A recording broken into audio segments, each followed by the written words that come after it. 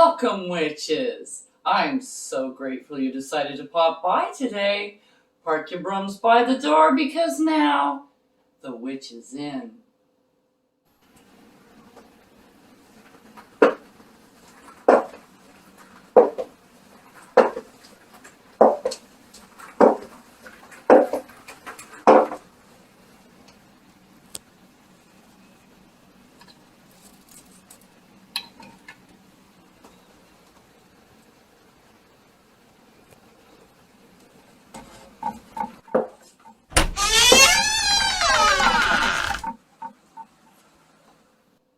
Blessed be. I'm Amelea Noir, and I would like to share with you my knowledge and experience on all things witchy, like spell casting, potion making, and kitchen witchery, to name a few. So if that sounds like your cup of witch's brew, I'd highly suggest that you like, subscribe, and hit that notification button so you don't miss any witchy content we have coming for you.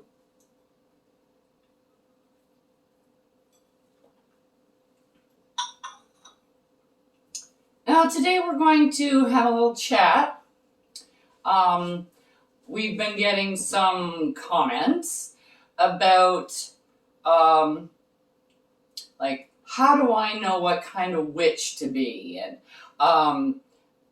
what deity should I follow, and which ones do you follow, and well, where do you get your magic from, and who do you worship, and things like that, and what kind of witches are you, and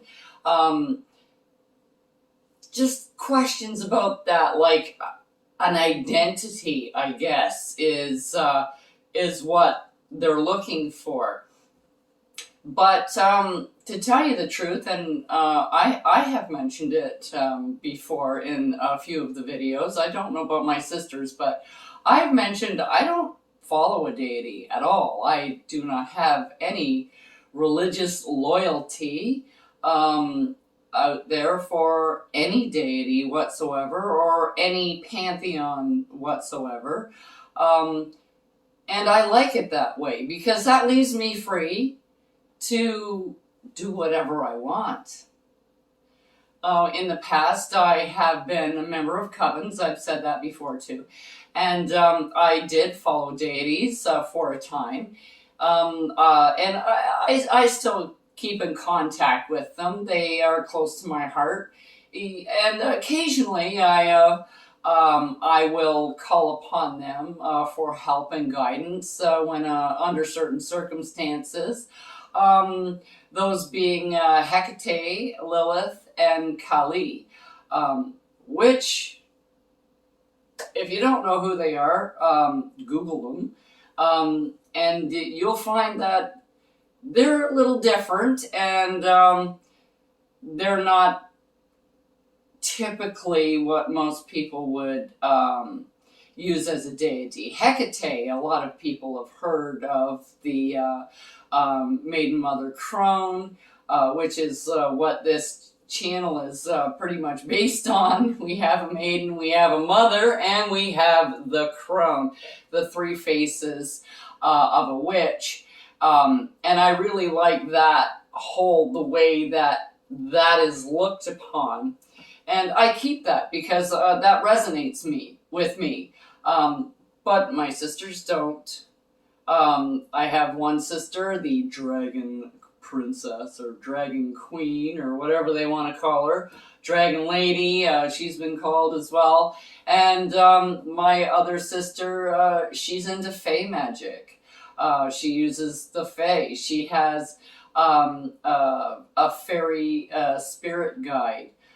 She also has, I think, a gnome spirit guide, if I'm not mistaken. But you can go anywhere you choose. You don't need to stick to one thing or do what everybody else does. Go on there. If you have a heritage and you want to bring that out, let's say you're an indigenous person and you would like to maybe delve into that, go Google, do some research, Find out what the gods are in your particular tribe, and look into that. Find out who you like, who would you, and if you don't like them, that's okay. Find somebody else. Maybe go to Greek, go to Roman, go to Satanism, and yes, you can go there. Like some people, they are worshiping demons, and they summon demons, and they get demons help just like you get deities help.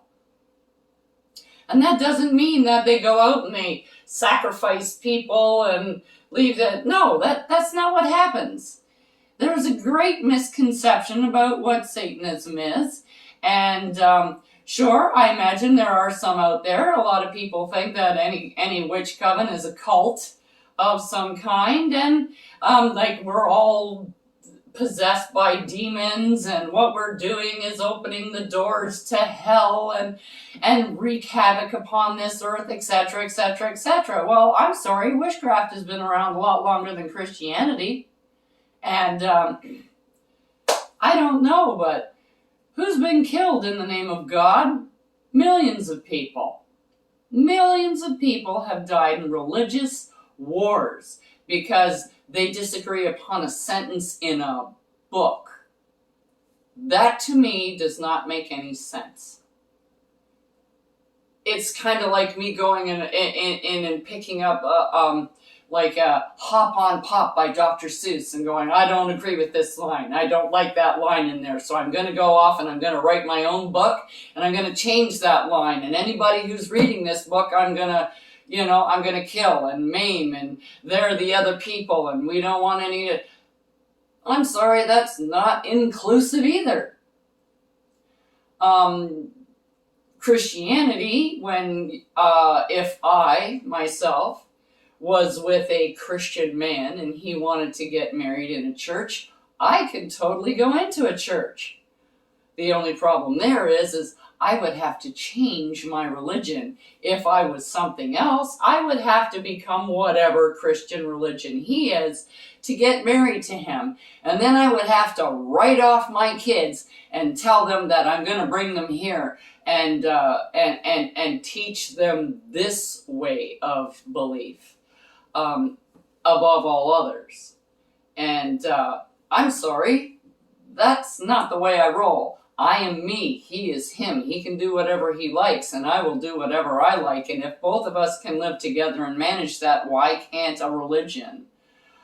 But I digress, and I know there's going to be a lot of triggers and a lot of bad comments, but I don't push a religion on anybody, and I don't push not having a religion on anybody.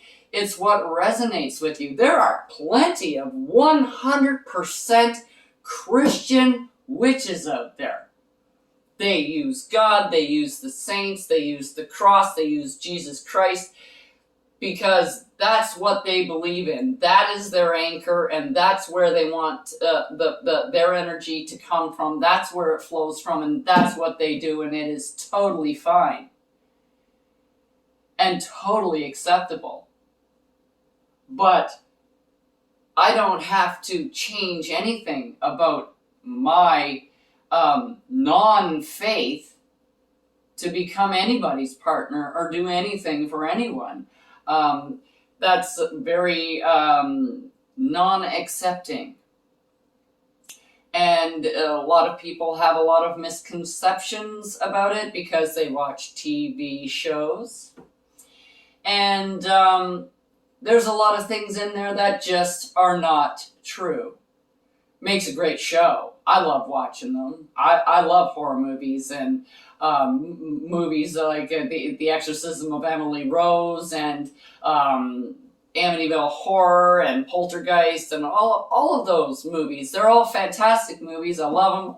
I watch them. I have them in my DVD collection, even though my kids are telling me that's not a thing anymore. But anyways, but the point I'm trying to make is you don't need to label yourself to start off with. You don't need a label, period. I don't have a label. I'm a witch. What kind of witch? A practicing one? What kind of witchcraft do you practice? Voodoo? I practice voodoo. I practice hoodoo. Yeah, and those are two different things, by the way. One's a religion, one is not, just like Wicca is a religion and witchcraft is not. We've got some Satanism thrown in here on this channel. My sister has already thrown up a few things on some of the vids that we have out already. My other sister, she's into Fey magic. This is what she uses when she does all of her preparations and things, is she uses Fey magic. And it's not worse or better or anything than anybody else's. It's just different. And me, I weave and bob around. Like, I'm an elemental witch. I use the elements, and that's pretty much as close as to a label that you're ever going to get. I use all of them. I'll focus on maybe water today, and depending on the spell, it's like fire tomorrow.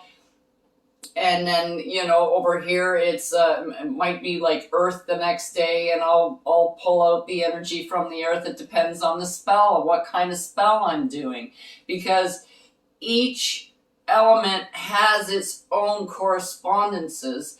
And even in Wicca, they call in the quarters, and to set up their ceremonial space, they call upon the energies of earth, air, fire, water. Some do spirits, some do not. Depends on the coven. But regardless, you're calling in the quarters and you're using those elemental energies. So I think this is a pretty overall video series that we're going to do, which might give you a little bit more in-depth knowledge on the elements. We're going to be doing a series on elemental altar items, I guess you could call them. It's for communing with the elements. And there's salt, an incense, an oil, and a mirror. So you have all 5 points. I will do a spiritual one. Even if you don't use spirit as a totem on your altar or whatever, having this is really good, because it also aids in your ability to speak to your higher self, to connect with higher beings, higher resonance, even if you just meditate in front of it, because mirrors are portals.